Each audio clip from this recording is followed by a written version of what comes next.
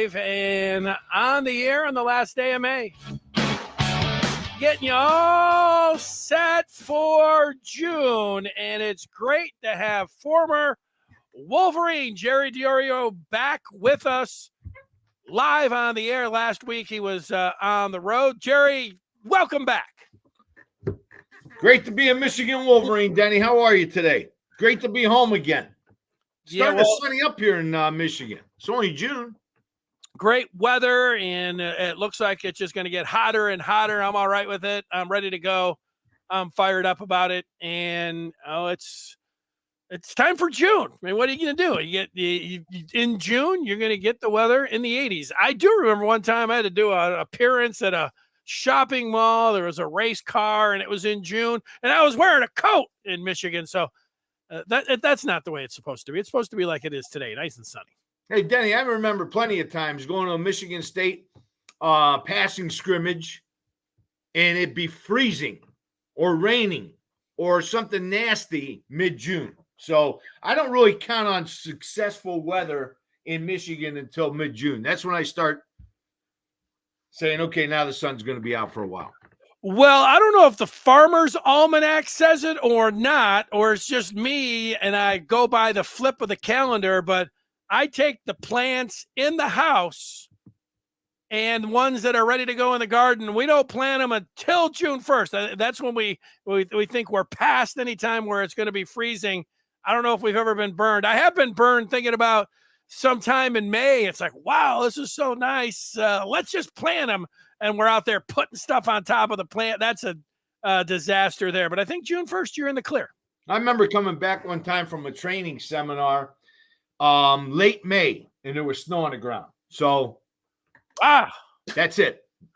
We don't want to think about that. What we do want to think about is Michigan football. And for that, we are going to talk about it. Speaking of talking about it, Sherrone Moore spoke down in Detroit at a football camp. We'll tell you some of the things he had to say, and we'll talk about them ourselves. Speaking of camp, Jerry Diorio is no stranger to high school football camps, as he was a longtime coach here in the state. We will get his memories and his thoughts on how camps are done across the state of Michigan from the time he started to how they are going about it now. But we'll start with this Athlon magazine. Jerry, it's a very popular feature where they go out and they say, hey, we want to talk with you. You're a coach, and we won't put your name next to it. Give us some thoughts. And coaches do that. And Athlon's not the only one that does it, but I see a lot of fans when it's Michigan. You always say, doesn't mean a whole lot when they don't put their name next to it. And yet people eat it up and they want to see it. So it continues on, whether or not it obviously means everything, a quote, when you know who says it. When they don't, it doesn't mean as much, but it still means something, right? All right, absolutely. Hey, it's probably going to be on a bulletin board somewhere if it's bad enough. So you got that right. It will be on a bulletin board. I don't know how they do. I don't know what they do now, Denny. That's what we used to do. No, you're right. I can remember waiting outside the head football coach's office over at the football building, and I looked down at the table, and there were a bunch of printouts, and there were highlights. And I was sitting there, and I was sitting at the table, so I'd grab one of the printouts, and I would read it, and it would say negative things about Michigan. And I asked about that, and I said, oh, yeah, we have somebody that's making sure that's our bulletin board material. It's right there. So the guys know. I mean, it wasn't actually put up on a bulletin board, but it was printed out. And maybe that's 20 years ago. So maybe they have, digital boards now, or they just send them right around to everyone. Who knows? That's what the surprising thing is when you hear some very controversial things coming out. That's all bulletin board. We're watching the NBA playoffs right now, and I think Anthony is one heck of a basketball player. He is fantastic, but he said some stupid things about Kyrie Irving, and he paid for it. And so that kind of stuff. You gotta watch your mouth on that. That can come back and bite you. It can. The fans, and especially the ones in the South, they revel in it a lot more. Like, oh, let's go, trash talk back and forth. And around here, I would say specifically at Michigan, they don't want anything. They want you button up. They don't want you respect your opponents. Don't say a whole lot.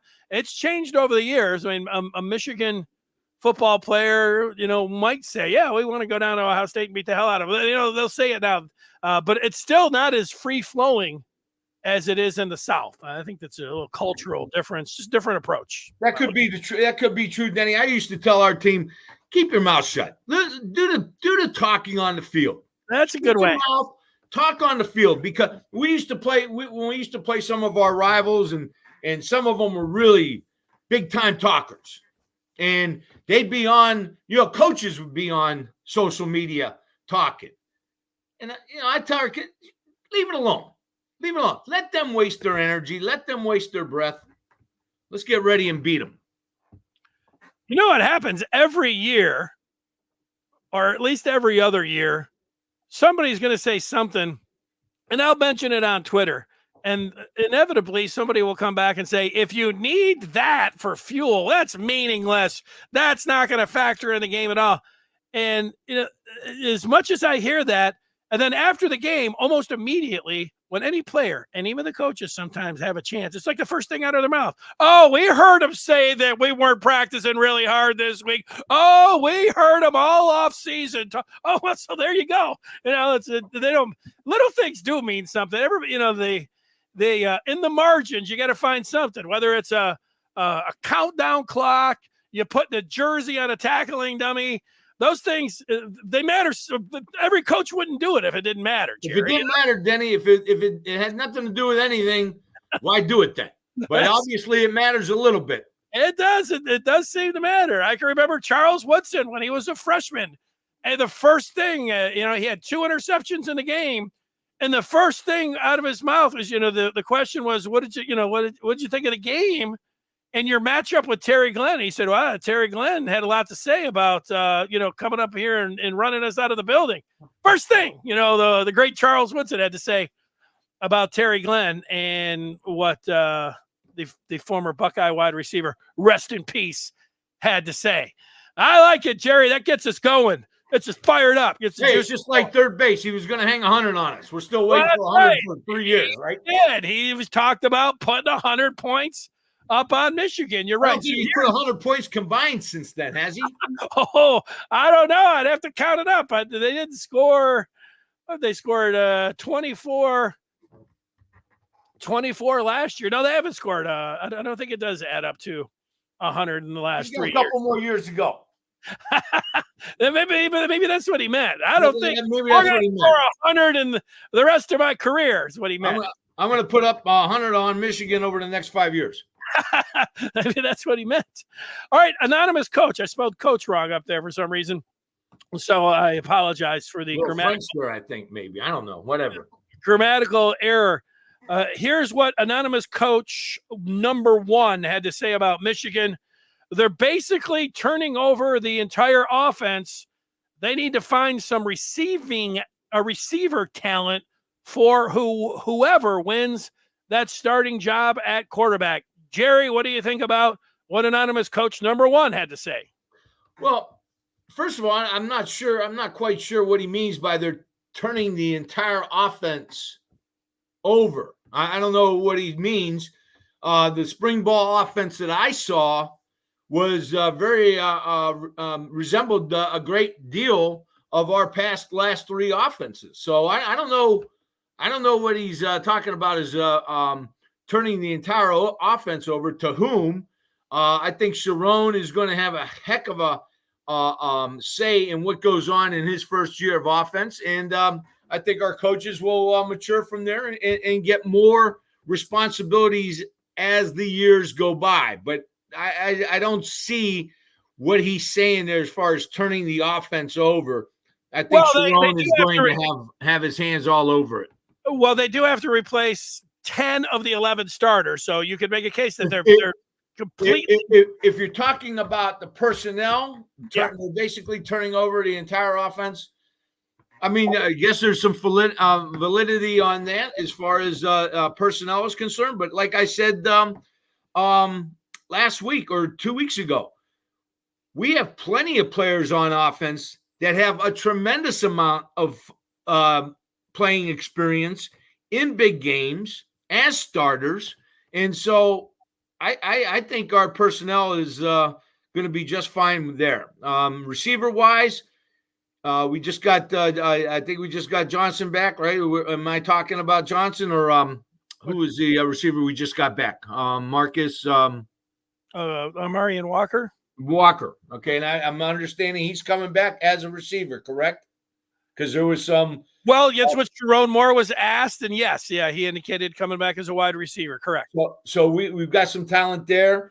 You got Morgan, you got was it Morse who caught a touchdown pass against Alabama. So I mean, as far as the receivers are concerned, I think we've got some great playmakers. The other thing I think people are going to forget about is our tight ends can line up at receiver. And so that does a couple different things. I used to love to keep my personnel together on the field and just put them in different personnel groupings. That way the defense cannot make personnel changes to adapt to my personnel. So in other words, I might have what we call 32 personnel, meaning 2 tight ends, 3 backs, or 3 tight ends, 2 backs, that big rock'em sock'em type offense. Okay. Well, the defense is going to come in with their rock'em sock'em offense. Well, when you've got Klein and Loveland that can split out, and now you're in 10 personnel or 11 personnel, now the defense is at a real disadvantage because their personnel is geared to stopping a bigger type personnel. And here you're coming out in 10, 11 personnel. And I think Klein and Loveland are going to give a substantial amount of plays at the receiver position. Yeah, I think the magazines, the media at large, and I think a lot of Michigan fans bought it last year in the offseason. Folks were saying the same thing. Michigan didn't have any receivers. Yep. And I tried to tell everyone that Roman Wilson was actually a very good receiver, and that if you put Colston Loveland at wide receiver, then in fact Michigan has very good pass catchers and they have good receivers. Now, if you combine that, if Michigan was calling the same plays as Ohio State on offense, you would have a point. Like you'd say, wow, these receivers, they don't compare to the receivers that Ohio State has. Well, Ohio State's, they're throwing the ball as much as 90% of the teams in college football, and Michigan's running the ball 98% more than any other teams. They're really two different things, but I think people get caught up in the Michigan, they're not running a spread offense, and that's the culture, and that's the culture of it all, Denny. Remember, I've often said on this podcast, you are what you are. You are what you are. I'm a coach. I like running the game, running the ball. I'm going to surround myself with people that are in the same mindset.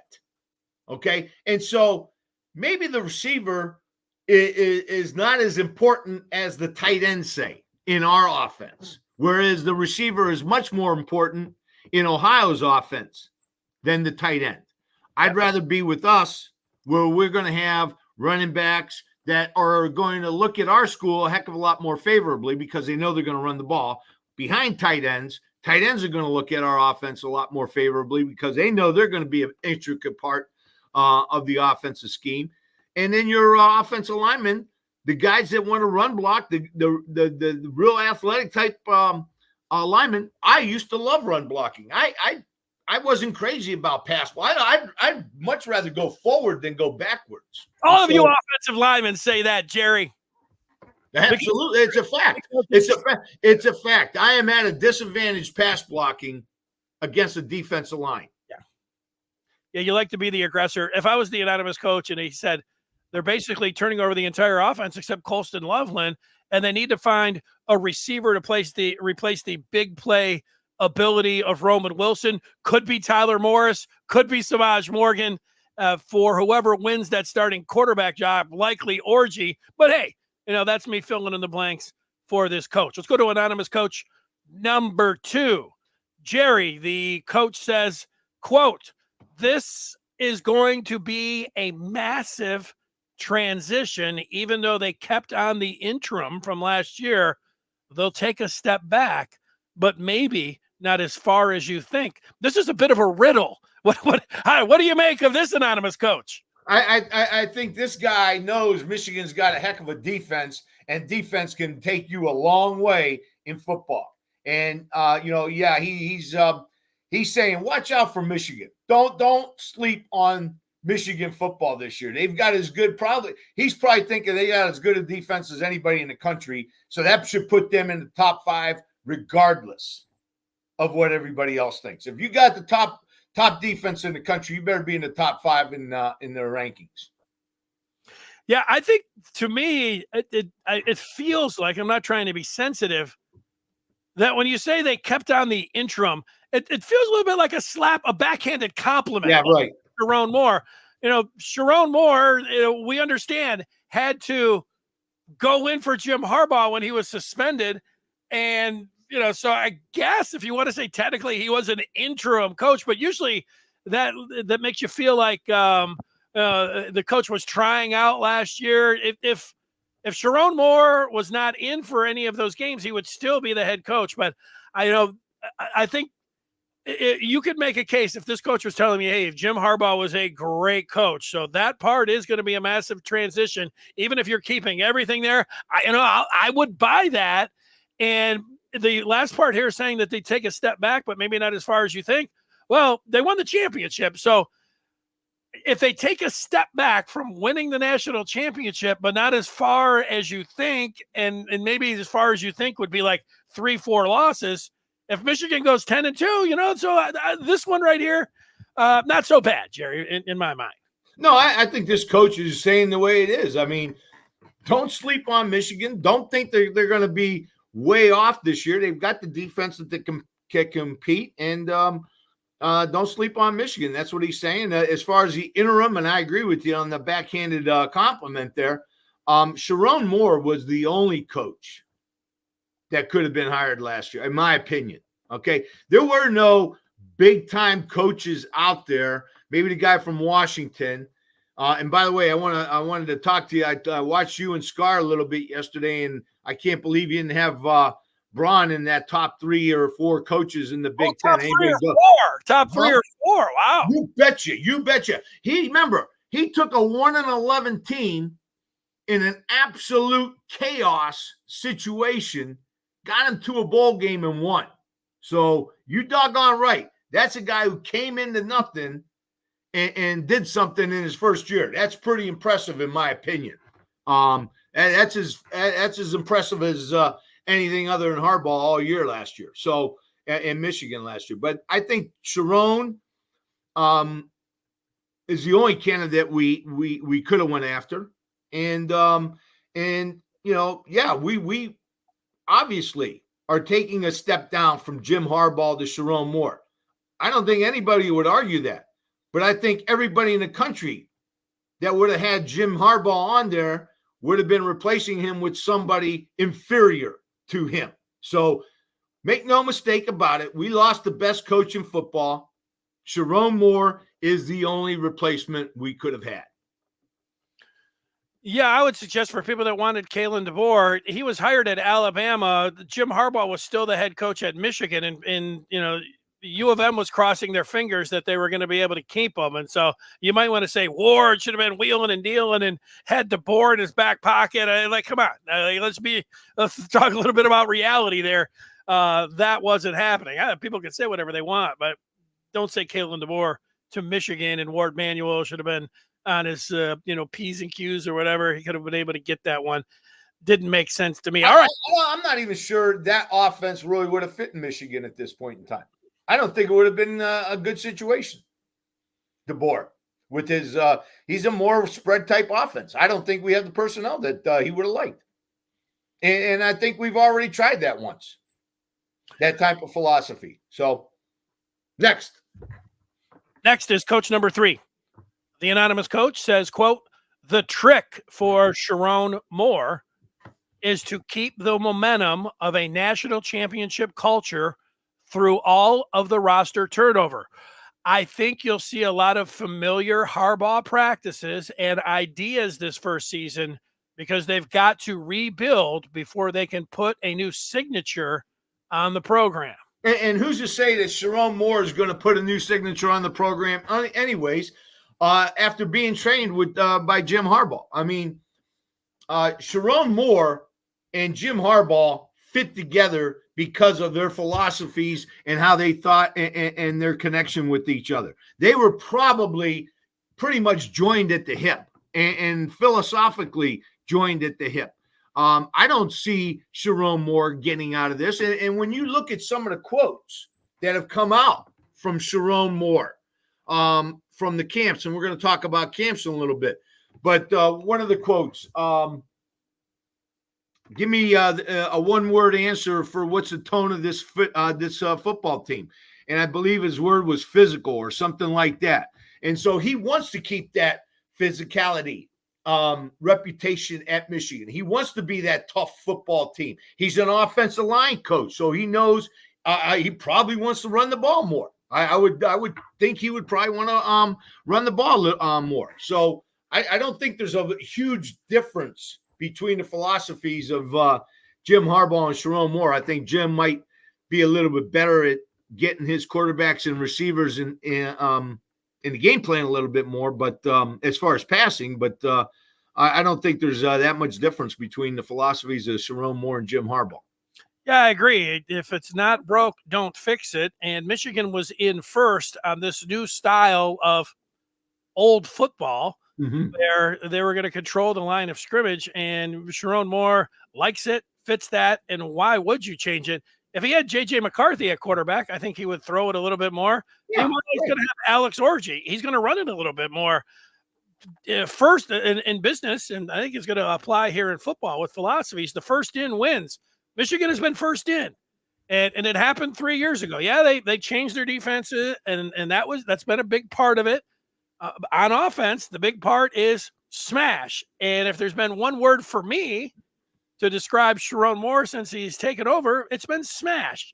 He said it a few times. And then I'm expecting Michigan to come out and smash and play a lot like they did last year. So just his tone in some of these comments has been to reiterate what we've done over the past 3 years. So no, I think he's on the right step, and I think, like I said, I think he's the only coach that we could have gotten in this year.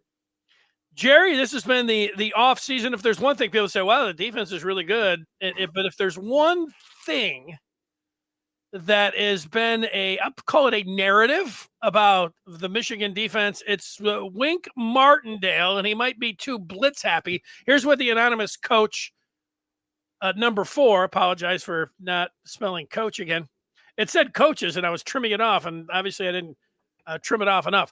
Anonymous coach number 4, quote, the defense will lead the way for them. That can help bridge the rebuild on offense. Will Wink just rip it and blitz? That will be interesting to see. Jerry, will Wink just rip it and blitz? You know, I saw your show with Scar the other day. Yeah, he liked this. He had a lot to say about this one. And Scar makes a great point. I don't think I've ever said that Wink and Don Brown are joint. You know, they're together. No, that's not what I meant at all. And I agree with Scar. I don't think Don Brown had a real good grasp or an idea how to run a base defense. And so his defensive philosophy was Blitzberg and Blitzkrieg and let's go and pin our ears back and go after them. And we paid a price many a times on man coverage, getting run off on and crossing routes and that kind of thing. I think the difference between Don Brown and Wink is Wink knows how to run a great base defense. When I'm watching the spring game, I'm looking. frankly, in my opinion, our best defense in that spring game was when we played defense, when we had 2 down linemen, 2 edge players coming and dropping 7, and there was nowhere to go. And I think we showed that a couple of times in the spring game. So, I think that would be the biggest difference. Is Wink Martindale going to be just ripping and blitz? I don't believe so. I think he's got a good base. I think he understands how to run base. And I think he's going to find out right away he doesn't have to run much more than base with this defense. And keep it simple, stupid. Keep it simple, salesperson. If you got the talent, well, go with it. Go with it. And I think he's seeing that. I think he's seeing that he's got the talent that can keep him in base. And that's really going to make him more effective because now he's going to be able to blitz when he wants to blitz. He doesn't have to blitz because he has to blitz. Let's get this comment in from Scott, which I'm interested to hear what you have to say. First, I want to tell everyone what we're doing right now is what we do over on the Maize and Blue Review all day and all night long. It's talking about Michigan recruiting, Michigan camps, what they're doing on the hardwood, everything that you could think of under the sun when it comes to the football team as they prepare for this upcoming season. Join the Maize and Blue Review today by going to michigan.rivals.com, and we will see you over there on the Den. All right, Scott indicates that he would like to see Will Johnson play a little at wide receiver. He says that is being talked about. I don't know where that's being talked about, but since Will Johnson wears number 2, he is a corner. And the last time Michigan, it all kind of it's very understandable why somebody would at least suggest Will Johnson playing a little bit at wide receiver, Jerry. So let's go over there and ask you, this is fan talk or what do you think? I think it's fan talk, but I think there's some validity to it. Will Johnson's a special athlete. I mean, let's not make any mistake about it. This kid is as good as anybody in the country at his position. Remember the effectiveness of Woodson when he did this and played both ways. I mean, I used to, you had Woodson on one side, and I would say he would take away their receiver, which meant he took away a third of the field. And then you have Steele on the other side at defensive end, and it was a very effective defense. And then you put Woodson on the offensive side, broke out game against Penn State, did some, punt return against Ohio State for a touchdown. These were all big plays by a great athlete. And so not to look at Will Johnson in that regard, that might not be the best move. I think maybe you might want to look at Will Johnson and see if he can do it. Because remember, he's a 6'2" corner. He's a big, tall corner. He's also a pretty big-sized receiver at that point. So, it's something that should be looked at and something that could be considered. But I guess I'm not as worried at the wide receiver spot as many are. I mean, I understand. We're losing Wilson. We're losing Johnson. I think we've got a couple, 3 that can replace them.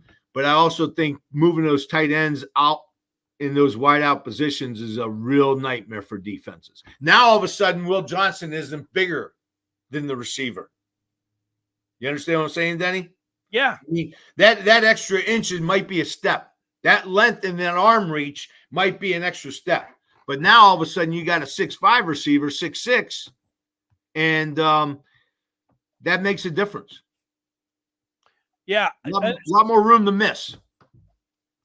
Samaj Morgan came out in the Big Ten championship game and had that 87-yard punt return, kind of announced like the kind of player that he could be. So you feel pretty good about the punt return game. Could Will Johnson in a situation you would put him back there against, I don't know, Texas or something? I can see that first before wide receiver. And I mean, we know there's only been a handful of players, and Will Johnson is talented enough. So it's an exciting thing to talk about. That's what that's. I'm not dismissing anybody that would say it, but let's go. Let's see. I like at least the talk. So there you go. All right, Jerry. Now we get to what Sherrone Moore had to say over at Wayne State. And let's see, I do have from, if I can find that, Aaron McMahon from MLive was there. He had some of the audio. Let me just see if I can get that. I can, I believe. Your job is to make haters are holding their breath for you to fail. Your job is to make their asses suffocate. That's what your job is to do. All right, well, there's Sherrone Moore. Thanks to MLive for that audio there. The haters, your job is to make them suffocate. That's Sherrone Moore. You like that one? Is that Jim Harbaugh-ish kind of talking there? You know, a little bit like Jim Harbaugh, yeah. You know, anybody can do it on third when you're already on third base, kind of thing. You know, kind of. Yeah, I love that quote. You know, everybody's holding their breath. Everybody's waiting for us to mess up. You know what? Let's grab their throat and suffocate them. Okay. Let's end it right now. So I love, and again, that goes back to that culture thing, that attitude. And I think Sherrone is doing a phenomenal job with that. He is keeping our kids focused on what we have done in the past that has made us successful. That tough, hard-nosed football team. Possibly you could say it's built around the offensive line and the defense. Whatever you want to say it's built around. It's that tough, hardcore mindset that we have now in this program, and I love that quote. I think it's just sending a message to his team. Where we're at, they have to take it from us, and we're going to hold their throat before they get it. Let's run through some of these other comments that Sherrone Moore made yesterday. Jack Tuttle is fully healthy. Moore says he's throwing, he's full speed, he's rolling, he looked good, he's up to speed, and he's ready to go. How do you feel about that? You know, it would be great to see Tuttle really compete for that job because I think it makes everybody better.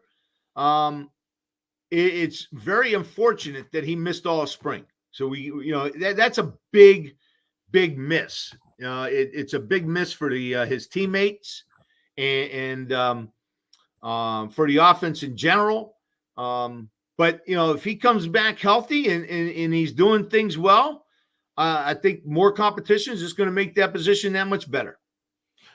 Amarian Walker, he is 6'3", and athletically, we know that he is tested out very well. Sherrone Moore says Walker is going to play wide receiver, calls him an elite playmaker, fast. He's been working. He looks good. How do you feel about that one? Oh, that's a great transfer fix for us at a position we need. Somebody who's familiar with the team, which is even more of a positive. I think Sherrone likes him because of his size and his speed, and it's going to add to our receiver core. I think Walker can be an impact player for us. Yeah, I'd like to see what he could do. His athletic ability, you get down to the 5-yard line and you're saying who would be the guy that Michigan would want to throw a jump ball to?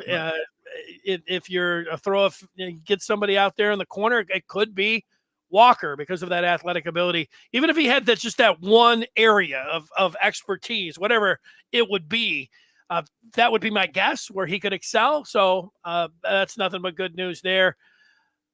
Moore was asked about his linebackers after Jayshon Barnum and Ernest Hausman, and he mentions Jaden Hood and Jimmy Rolder.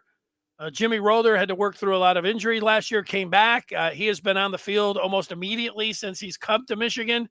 Hood has came in with pretty high recruiting accolades, and he has you listen to Jaden Hood talk. He is the ultimate Michigan man. He is ready, and he is going to do anything for the team. He is one of those guys that every team wants, but his name gets mentioned a lot in the offseason. But here he is, Hood and Rolder.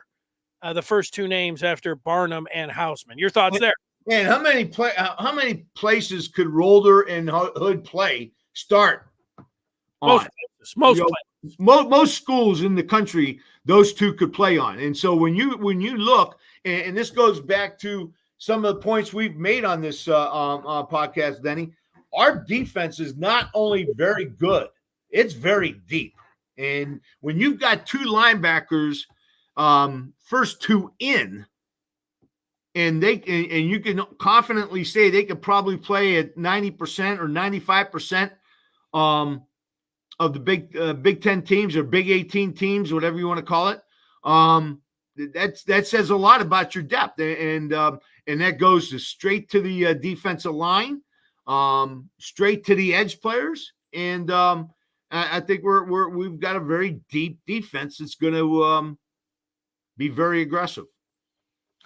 In the last comment, Moore talked about another Moore, Rod Moore, who hurt his knee, but mentioned that he is ahead of schedule with his recovery. Now, Jerry, it depends. We have seen some football players to be able to come back quicker than a year. The timeline ends up being close to, if you're thinking about, if you were guessing, the end of November. Of course, the end of November, Michigan plays the 23rd. They host Northwestern, and then the 30th they play at Ohio State. I don't know. He's ahead of schedule. Is he ready to play against Michigan State on the 26th of October or Oregon? Could you target Rod Moore? I don't know. What do you think about this injury? It kind of fires you up, though. I think if you're a Michigan fan, that Rod Moore, you know how much he means, how smart he is, what kind of player he is, all of that. So at least you start thinking about the chance that he could return this year, possibly for the playoffs, if Michigan would be able to get that far. This would be such a huge get. That this would be awesome. You start doing the math. And let's count all of March.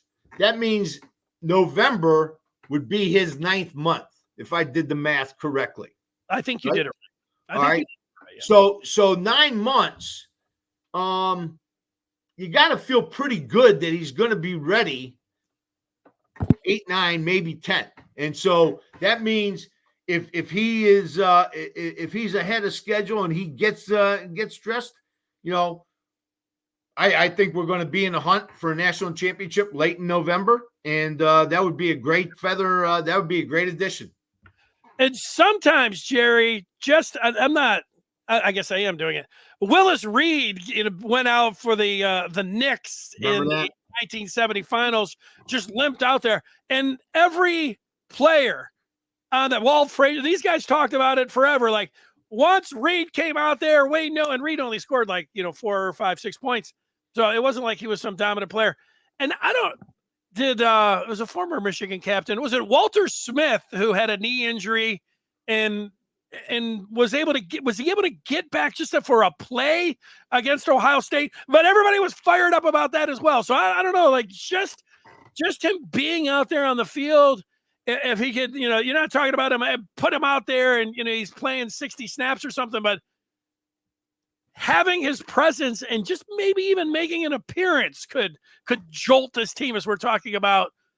We were talking about some extra factors that sometimes play into it, like trash talk.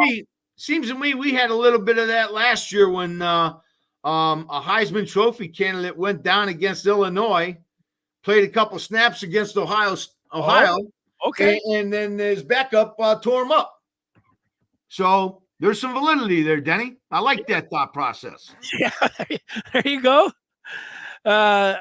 We do understand this part, that Rod Moore has to be careful with his recovery because he has an NFL career ahead of him. Absolutely. For sure. I don't think we're saying, hey, rush him back and no. Tape him up. Let's go, shoot him up, whatever you want to do. Rod Moore's a smart guy. And so is Michigan. So however this works, this is going to be his decision, but it will be a joint decision along with the medical team and the coaching staff and everything. You're not going to you're not going to go out there and ask James Franklin what he seems of the athletic situation because, you might not get a straight answer. But, well, we'll see. But, everybody loves Rod Moore. And so you hope the best for him anyways. But, that jolt of just having him back there at practice could be something, Well, you remember, I just saw Zach Zenner out on the field for the Browns, which surprised the heck out of me. With that injury, I thought he was going to be a redshirt pro this year. Okay, and that surprised me being out on the field. Remember, these guys are young. They're younger people. They tend to heal better than usual. And when it's your senior year, you really focus and concentrate on getting better, getting in condition. So I would love to see Rod Moore back by Ohio State or the Big Ten championship weekend or whatever. And if we're in the playoffs and he's with us, that's a game changer right there. And sometimes, like, having him around the team, having him at practice, but then late in the season, even having him out on the field, is something. So you just hope for the best there, and it could be something that we've seen it. We've seen it's not just stranger things that happen. There's some guys. Adrian Peterson comes to mind. Adrian Peterson's like, he's done. He's coming in 6 months. He's ready to play. Right, so right. the technology just gets better. In 10 years, Jerry, you'll have an ACL and a guy at the end of the season, and a guy will be ready for the start of the season. I don't know. That wouldn't surprise me. Absolutely. How many times we've seen arthroscopic surgery on knees, and they're back within the same year. So, yeah, you're right. With all the advances, love to see him out there. Here's the other thing that you can't measure. He wants to be out there. This is his last year. He wants everything in his power to be out there and playing. He wants to definitely beat Ohio State in Columbus. So, that mindset is a lot to do with your recovery. Absolutely. I agree with that totally.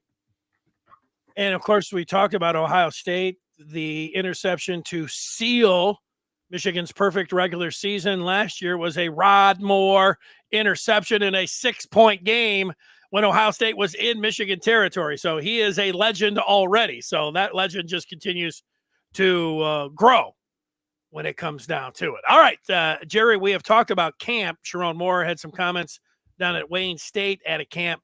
Let's go through some of a camp and how Michigan approaches it. If you're a high school player, you've been familiar with camps, being a longtime high school coach as you were. What were they like and how they've developed over the years? Well, Denny, first of all, Michigan was one of the first teams to have camps at the college, at the university. Bo was one of the first ones to implement this. And if I remember correctly, it goes back to the mid-'70s. And during the heyday of the Michigan camp, it wouldn't be nothing for it to be over 2,300 campers at the University of Michigan for football. And, Michigan has been the trendsetter, the trailblazer as far as camps are concerned. I did camps. I used to love those camps. And there's a lot of different reasons. Number one, I got to communicate and connect with other coaches. So I'm constantly talking, basically at a coach's clinic, getting to know other coaches, building relationships, exchanging phone numbers for different philosophies during the season, maybe a passing scrimmage, maybe some kind of 11-on-11 camp date or something like that. So just interacting with all the coaches, I used to love that.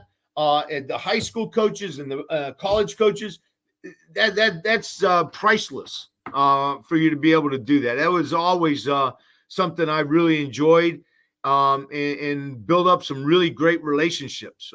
Rolf Munger comes to mind. Rolf and I met at the Michigan camp. We ended up being roommates. I think we were roommates right from the beginning, and built a great relationship. And I can't tell you how many times I took advantage of his team and went up there and camped with them, did some passing scrimmages with them, took advantage of his wisdom and his knowledge, implemented it into our system. So those camps and those connections with the other coaches priceless, priceless. How has that evolved? So we go from Michigan in the 70s being more of a camp for high school kids coming in. And, oh, yeah, we're going to see recruits. Obviously, that's fundamental. We definitely want to see recruits. That's the main reason. But we also want to create an environment where kids want to come in and learn some football, have a great time with some of these coaches. And it was a great success. Like I said, 2,300 campers at Michigan was not out of the ordinary. And then I got to work the camp for like 10 years, and that was great. And then Jim came in, and then Harbs came in. And then that's when I think camping started to take change and concentrated more on the recruiting aspect of it. Invite only or invitation type camps, satellite camps where they would go to different different arenas, different stadiums, whatever, and hold camps. And that's where they would get recruits. And so that's where camping has led to. I think it's more now in line with just targeting recruits. Now, when I say that, Michigan's going to have a camp. I believe I looked it up. It was June 5th and June 10th. Their camps. And I'm going to try to get down there and watch them. But that seems to be more of a invite or invite type camps, and they're bringing people in that they want to recruit. And so right now, what these camps are looking for are 26 and 27 type recruits, 2026 and 2027. If you're finding somebody in 2025 at Michigan in these camps, you probably dropped the ball last year, because these guys should have been known. These guys should have been identified. And that's what these camps are all about. When you look at what Sherrone Moore did, that's a huge success for him to go to Wayne State. Talk to some of these recruits. There were 4-star recruits at Michigan State. There was a young man that was offered by UCLA at Wayne State. So that was a huge first move by Sherrone, a very effective first move by Sherrone. Now we have to keep expanding that, and that goes back to recruiting. That's where they're looking at these recruits and getting to know these recruits and compare them to other ones. My first year at the Michigan camp was with Lloyd. Very grateful that he gave me the opportunity to go in there and camp. But what did I get to see? I saw Mike Martin first and foremost as a defensive lineman. And so you could see this kid belongs at Michigan. He is head and shoulders above these other players that are at the camp with them. And so that's what these camps have evolved into. Yeah, well, Jerry, I heard Mike Martin a couple of years ago.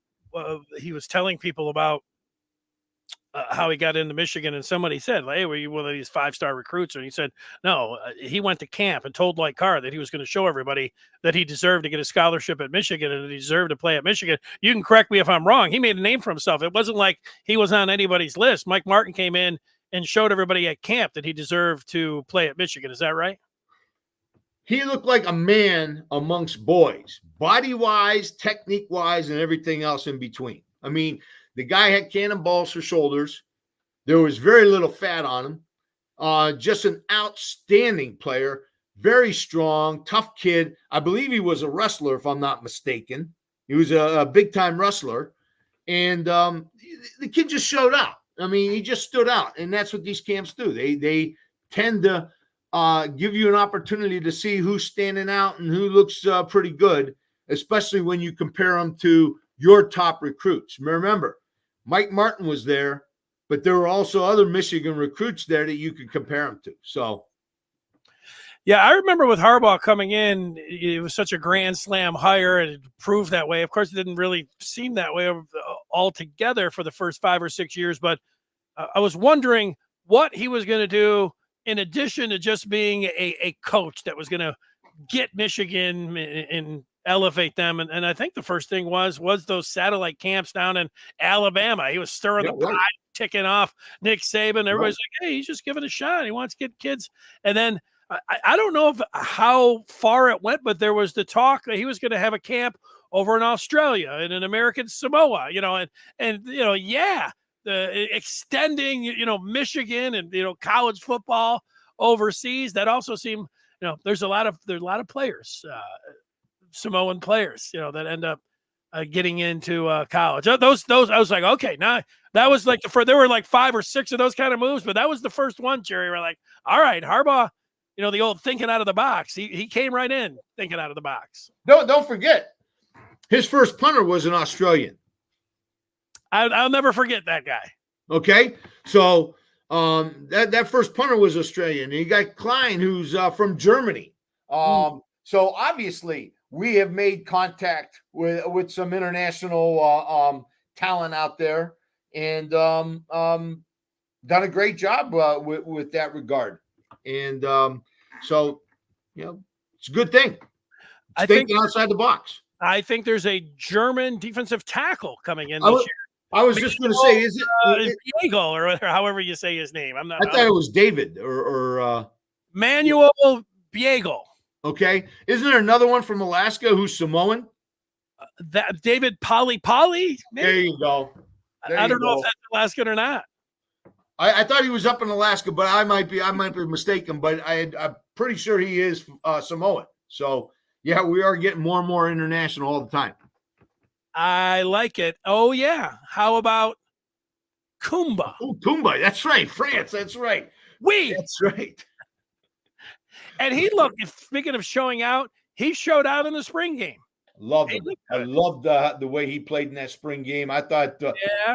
I thought he gave us tremendous. It's going to be hard to keep him off the field. He's another kid that can play at probably 90-95% of the Big Ten teams. Yeah, Jerry, you mentioned Dominic Nichols a lot and Cole Sullivan. Yes. The fans mention Cole Sullivan all the time, and also Nichols. But yeah, Kumba is the other one that he's kind of went from. You just saw his name on paper and everything else, and wondered, and they're like, hey, the Olympics are going to be in Paris, and Michigan has, just thinking about France or whatever, and then you watch the spring game and you're like, okay, Trey Bien, from this guy, he looks like he could be a player.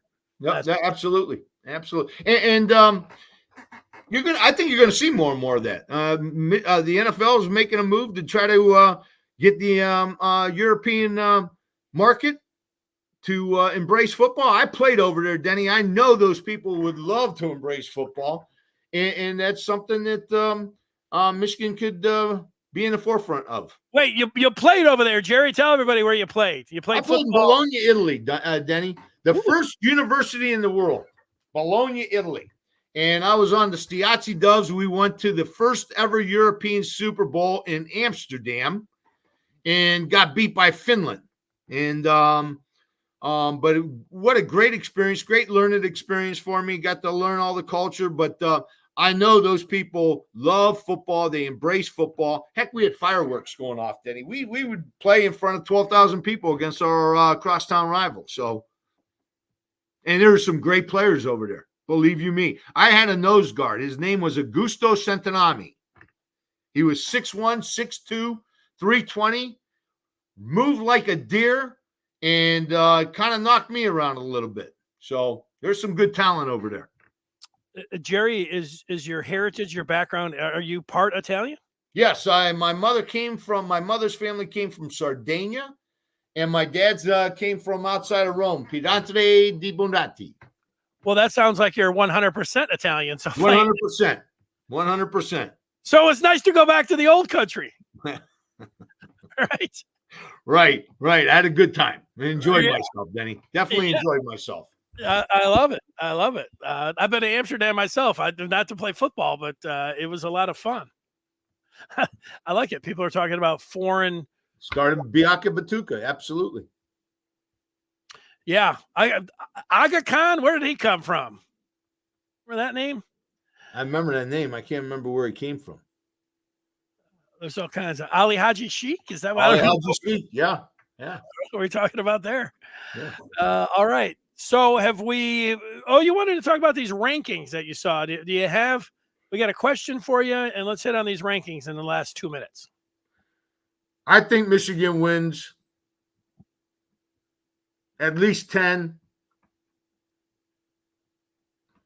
I think they could run the table with 13. Run the table in the regular season, and then we'll go from the playoffs from there. Playoffs. Okay. I like that. I have Michigan at 10-2 right now. And I'm being very, very conservative with that 10 wins, Denny. I honestly believe we can run the table.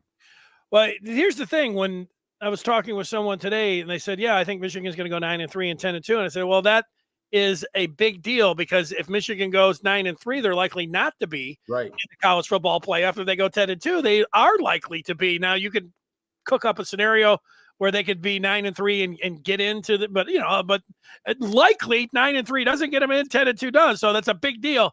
Absolutely. I have them right now going 10-2. So, but I'll say this, Jerry, that if Michigan gets to, I have them losing to Oregon and at Ohio State. If they, I do not have them losing to Oregon. I know you think Oregon is a little bit overrated. They get to that Oregon game, they're 8-0. I'm going to be sitting here saying, "Oh, all off season, I talked about them losing this game." But I would imagine that the question marks that I have would be answered with Michigan sitting at 8-0, and I might feel differently about that game. The Ohio State game, Ohio State has they always have great players, but they have put together the greatest collection of players through the transfer portal and how they've done in recruiting. Nobody could touch. And normally when you get those number one recruiting classes and the talent like this, those teams win. It's almost, besides Jimbo Fisher, almost all of those teams end up winning it also. But the pressure has never been more than will be on Ohio State. They're going to have a coach that can rip off a couple of national championships and continue to haul in these greatest recruiting classes and transfer portal ever, or he's going to get fired. I mean, that's what it's coming down to. That's a hell of a lot of pressure. Put that on a bulletin board down in Columbus, Jerry. Well, Denny, let's not forget, Ohio had a who's list of receivers and quarterbacks when we beat them 3 years ago. I mean, a who's list. Look in the pros. They were all on the field in Ann Arbor, pretty much. Right? Yeah. Okay. So talent at Ohio State or talent in Ohio State is not something new. They've had talent for many, many years. Their problem is they don't know who they want to be right now. Well, I think Ryan Day wants to be the next John Cooper, and I think he is right on the way for being on his way for that. Yeah, absolutely. Oh, he is on his way. Jerry, with that, you saw a list where Michigan was fourth in the Big Ten. You didn't like that, behind Ohio State, Oregon, and even Penn State. And that was an odds-making site that we didn't know for sure. But the reason that Penn State is thought of handicapping-wise is that if you look at their Big Ten schedule, Penn State does not play Michigan.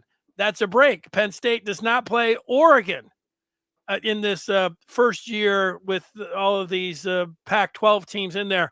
I would also put that down as a huge break. Okay, they got to go to the Morgantown and play West Virginia in their non-conference. Okay, but other than that, you could make a case. I don't know about clear sailing. They do have to go to USC, and they do have to play Ohio State, but it sets up really nice for them. And I think that's why those handicappers are, if you put Michigan and Oregon on the schedule, I can guarantee that Penn State's not going to be thought of with, the same way. So that's why they look at it. Well, yeah, but at the same time, Dennis Franklin's got to prove something on the road. He's got to go on the road, huh? James Franklin. Oh, James Franklin. He's got to prove something on the road. He has not been great on the road, and so he's going to have to go out to the West Coast a little bit this year, I think. And we'll see how he does. But my point was, Denny, and this goes back because I think it's going to be important. It could be important. Let's put it that way. It could be important. If the lower we start, if anything does happen bad, we just keep moving down. That's why I got a real problem with being ranked where we are. you're looking at a team that is a defending national champion with plenty of returning talent on both sides of the ball, primarily on the defensive side of the ball. You've got the most players from any team on a preseason All-American list.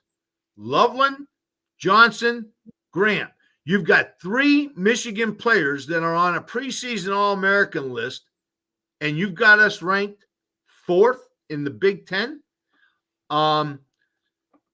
Whatever happened to you, got to beat the best. You got to beat the team to knock them out. And in my opinion, when you're number one, you get to be number one until somebody beats you. And so, again, that's the difference between calling a 5-star receiver and a 5-star lineman versus a 4-star receiver and a 4-star lineman. It's just perception.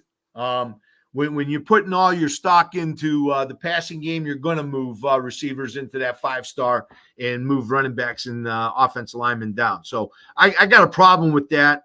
It could be a factor later on in the season, but I think we're good enough to overcome it. But I got a problem with that. We've got the most players on a preseason All-American team. We're coming back with the national title and the Big Ten championship, and you got us behind Penn State, Oregon, Ohio State. Okay. I hear you. I am wondering if James Franklin is going to be able to travel to West Virginia for the first game. There's always a lot of drama in college football, and James Franklin in this offseason in Penn State are in a spot that they do not want to be, and that is being a good team with national title aspirations and having the NCAA breathing down your neck. It was just yesterday that an ex-Penn State doctor was awarded over $5 million in a lawsuit, and this had to do with James Franklin.